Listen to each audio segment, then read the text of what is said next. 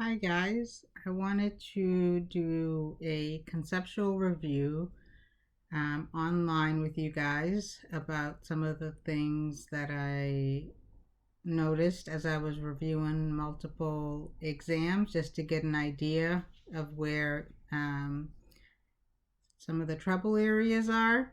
And so in the renal section, you really want to differentiate labs verse that are serum and labs that you're going to get in your urinalysis and what they mean for that particular diagnosis or for that particular patient. Because not all labs are the same, and you may not see a certain lab in a urinalysis that you would see in a serum draw. The other thing with renal disease or renal failure is if someone is having an acute kidney injury, you want to really think, is it pre-renal, intra-renal, or post-renal? And so you want to go back and think of causes that are pre, intra, and post. And if you can't think of any or you're having trouble, you can reach out to me and I'll give you some examples. Um, that was pretty much it for, let me, one more thing on the kidneys is urine output is extremely important and a big tell on how your patient is doing. And so you always want to make sure that your patient is meeting that minimum of 30 mLs per hour of urine output. Some people have even, the AACN has even put out that it should be 0.5 milliliters per kilogram per hour. So my urine output might be less than someone who weighs more than me, but for now the standard is 30 milliliters per hour. So you always want to make sure you notify the physician of those issues. When it comes to the post-op section, just remember that whenever you have a hematoma or you have a dressing that is oozing, and it's coming through the dressing, typically the team or the service does the first dressing change. But as a nurse, you want to go ahead and mark that spot off with a marker, so that you can tell if it's getting bigger or if it's getting smaller. Um, Remember that all patients who have surgery have the same complications, and we want to do the same thing for all patients who have surgeries.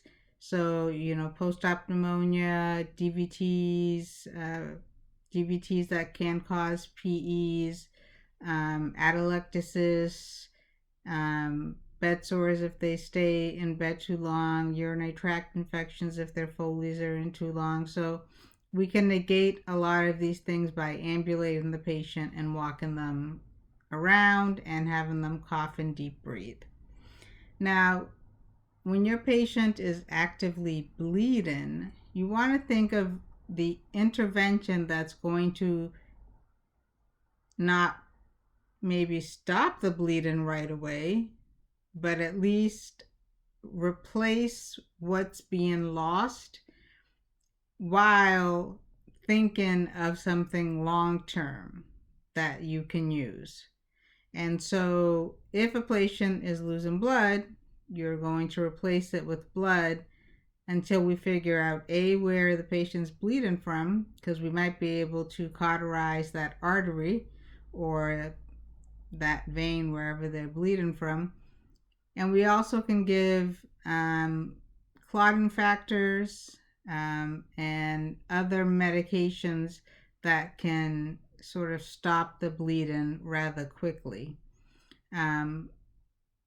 If the patient doesn't have any issues with liver failure, then you shouldn't be thinking about other things that you would want to give the patient.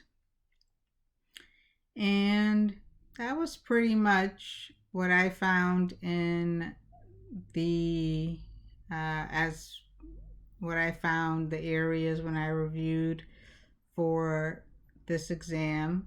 Overall, everyone, as a group, you guys did extremely well. The average was in the high 70s, so I think you guys should be proud. This first exam is typically like an exam where you get to know the test and know the type of questions we're going to ask. And now let's get ready to move into respiratory and cardiac, which will be a lot more in depth. And, reach out to me and let me know. I can do collaborate section.